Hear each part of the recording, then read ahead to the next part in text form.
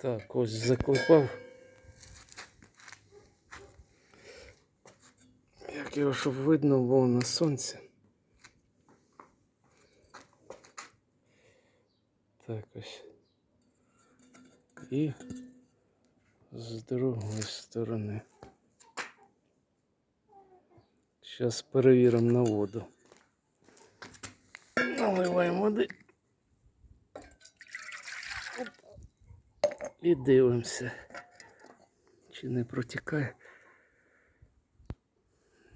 Все, ніде навіть не капне.